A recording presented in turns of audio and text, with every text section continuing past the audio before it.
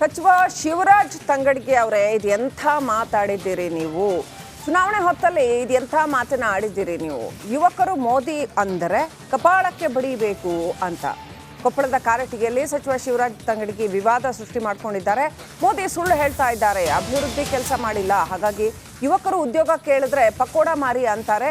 ಈಗ ಮತ್ತೆ ಚುನಾವಣೆ ಬಂತು ಅಂತ ಬರ್ತಾರೆ. ನಿನ್ನೆ ನಡೆದ ಕಾಂಗ್ರೆಸ್ ಸಭೆಯಲ್ಲಿ ಶಿವರಾಜ್ ತಂಗಡಗಿ ಎಲ್ಲ ಮಾತುಗಳನ್ನು ಹೇಳಿದ್ದಾರೆ.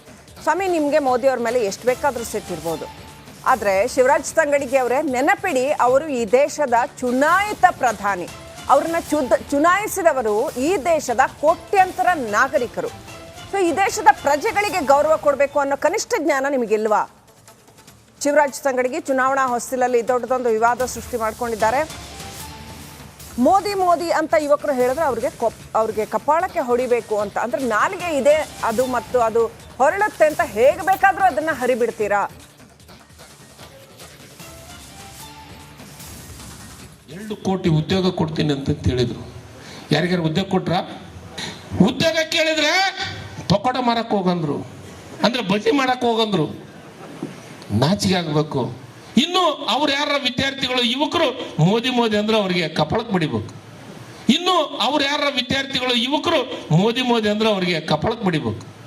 ನಾಚಿಗೆ ಬರ್ಬೇಕ್ರಿ. ಇದು ಸಣ್ಣ ಕೆಲಸನ? 2 ಕೋಟಿ ಉದ್ಯೋಗ 1 ವರ್ಷಕ್ಕೆ ಕೊಡ್ತೀನಿ ಅಂದು 10 ವರ್ಷದೊಳಗೆ ಇವತ್ತು ನನಗನ್ಸಿದ ಮಟ್ಟಿಗೆ 20 ಕೋಟಿ ಉದ್ಯೋಗ ಆಗ್ಬೇಕಾಗಿತ್ತು ಮಕ್ಕಳಿಗೆ, ಯುವಕರಿಗೆ. 2 ಕೋಟಿ ಉದ್ಯೋಗ ಕೊಡ್ತೀನಿ ಅಂತ ಹೇಳಿದ್ರು. ಯಾರಿಗಾರು ಉದ್ಯೋಗ ಕೊಟ್ರ? ಉದ್ಯೋಗ ಕೇಳಿದ್ರೆ ಪಕೋಡ ಮಾರಕ್ ಹೋಗಂದ್ರು, ಅಂದ್ರೆ ಬಜಿ ಮಾಡಕ್ ಹೋಗಂದ್ರು. ನಾಚಿಗೆ ಆಗ್ಬೇಕು. ಇನ್ನು ಅವ್ರು ಯಾರ ವಿದ್ಯಾರ್ಥಿಗಳು ಯುವಕರು ಮೋದಿ ಮೋದಿ ಅಂದ್ರೆ ಅವ್ರಿಗೆ ಕಪಾಳಕ್ಕೆ ಬಡಿಬೇಕು.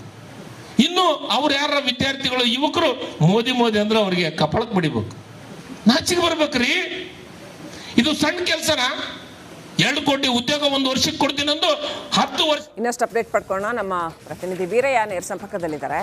ವೀರಯ್ಯ, ಏನೆಲ್ಲ ಮಾತಾಡಿದ್ರು ಇವ್ರು? ಒಟ್ಟು ಅವರ ಭಾಷಣದಲ್ಲಿ ಏನೆಲ್ಲ ವಿಚಾರಗಳಿತ್ತು?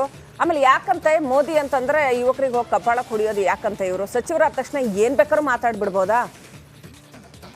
ನಿಜಕ್ಕೂ ಶ್ರೀಲಕ್ಷ್ಮಿ ಏನಂತಂದ್ರೆ ಈಗಾಗಲೇ ಏನಂತಂದ್ರೆ ಲೋಕಸಭೆ ಚುನಾವಣೆ ಕಾವು ದಿನದಿಂದ ದಿನಕ್ಕೆ ಜೋರಾಗ್ತಾ ಇದೆ. ಈ ಒಂದು ಕಾವಿನಲ್ಲಿ ಏನಂತಂದ್ರೆ ಈಗಾಗಲೇ ಏನಂದ್ರೆ ಪ್ರಚಾರ ಕಾರ್ಯಗಳು ಆರಂಭವಾಗಿದ್ದಾವೆ. ಈ ಒಂದು ಪ್ರಚಾರದ ಸಮಯದಲ್ಲಿ ಅಂದ್ರೆ ಅದರಲ್ಲೂ ಕೂಡ ಏನಂದ್ರೆ ಮೋದಿ ಅವರನ್ನ ಟೀಕಿಸುವಂತ ಒಂದು ಬರದಲ್ಲಿ ಸಚಿವ ಶಿವರಾಜ್ ತಂಗಡಗಿ ಅವರು ಒಂದು ವಿವಾದವನ್ನು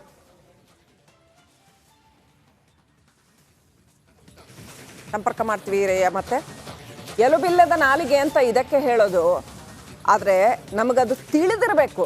ನಾಲಿಗೆಗೆ ಎಲುಬಿಲ್ಲ, ಹಾಗಾಗಿ ಅದನ್ನು ನಿಯಂತ್ರಣದಲ್ಲಿ ಇಟ್ಕೊಳ್ಬೇಕು ಅನ್ನೋದು ತಿಳಿದಿದ್ದರೆ ಸಾರ್ವಜನಿಕ ಜೀವನದಲ್ಲಿ ಇರಬಹುದು. ಇಲ್ಲ ಅಂತಂದರೆ ಹೀಗೆ ಬಾಯಿಗೆ ಬಂದ ಹಾಗೆ ಮಾತಾಡಿಕೊಂಡು ಜನರ ಹತ್ರ ಬಾಯಿಗೆ ಬಂದಾಗೆ ಕೇಳಬೇಕಾಗತ್ತೆ. ಈ ಥರ ಬಾಯಿಗೆ ಬಂದಾಗ ಮಾತಾಡಿದ್ರೆ. ಸ್ವಾಮಿ, ನೀವು ಜವಾಬ್ದಾರಿತ ಸ್ಥಾನದಲ್ಲಿದ್ದೀರಿ, ಸಚಿವರಾಗಿದ್ದೀರಿ, ನಿಮಗೊಂದು ಜವಾಬ್ದಾರಿ ಇದೆ. ಸಮಾಜ ನಿಮ್ಗಳನ್ನು ನೋಡತ್ತೆ ಇವ್ರು ಏನು ಮಾತನಾಡ್ತಾರೆ ಅಂತ. ಆ ಸಂದರ್ಭದಲ್ಲಿ ನಿಮಗೆ ಚುನಾವಣೆ ಕಾವು ಇರಬಹುದು, ಆದರೆ ಅವರು ದೇಶದ ಪ್ರಧಾನಿ. ಸೊ ದೇಶದ ಪ್ರಧಾನಿಯ ಬಗ್ಗೆ ನೀವು ಯಾಕೆ ಯುವಕರು ಪ್ರಧಾನಿಯನ್ನ ಹೆಮ್ಮೆಯಿಂದ ಹೇಳಿದ್ರೆ ಅವ್ರು ಕಪಾಳ ಕುಡಿಬೇಕು? ಯಾರ್ರೀ ನೀವು ಕಪಾಳ ಕುಡಿಯೋಕ್ಕೆ? ಏನೇನೋ ಮಾತಾಡ್ತೀರಾ. ಸೊ ಅದಕ್ಕೊಂದು ಸೆನ್ಸ್ ಬೇಡವಾ? ಮಾತಾಡೋದಕ್ಕೊಂದು ಸೆನ್ಸ್. ಯಾರನ್ನ ಬೇಕಾದ್ರೂ ಟೀಕಿಸ್ಬೋದು, ಯಾರನ್ನೂ ಟೀಕಿಸೋದು ತಪ್ಪು ಅಂತ ಎಷ್ಟು ಕಟುವಾಗಿ ಟೀಕಿಸಿ. ಅಲ್ಲ ಶ್ರೀಲಕ್ಷ್ಮಿ ಅವರೇ, ಲಾಸ್ಟ್ ಟೈಮ್ ರಾಹುಲ್ ಗಾಂಧಿ ಅವರು ಈ ರೀತಿ ಮಾತುಗಳನ್ನಾಡಿ ಎಂತ ಪರಿಸ್ಥಿತಿ ಬಂದಿತ್ತು ಅನ್ನೋದು ತಮ್ಮ ಪಕ್ಷದ ನಾಯಕರೇ ಮಾತನಾಡಿದಾಗ ಎಂತ ಬುದ್ಧಿ ಕಲ್ತಿಲ್ಲ ಅವರು. ಇನ್ನೂ ಕೂಡ ನಾಲಿಗೆ ಹರಿಬಿಟ್ಟು ಜವಾಬ್ದಾರಿತ ಸ್ಥಾನದಲ್ಲಿರೋರು ಈ ರೀತಿ ಹೇಳಿಕೆಗಳನ್ನ ಕೊಡೋದು ಎಷ್ಟು ಮಟ್ಟಿಗೆ ಸರಿ ಅನ್ನೋದು ಸಹಜವಾಗಿ ಪ್ರಶ್ನೆ ಇದೆ. ಕಾದ್ ನೋಡೋಣ ಬಿಜೆಪಿ ನಾಯಕರ ರಿಯಾಕ್ಷನ್ ಏನಿರುತ್ತೆ ಈ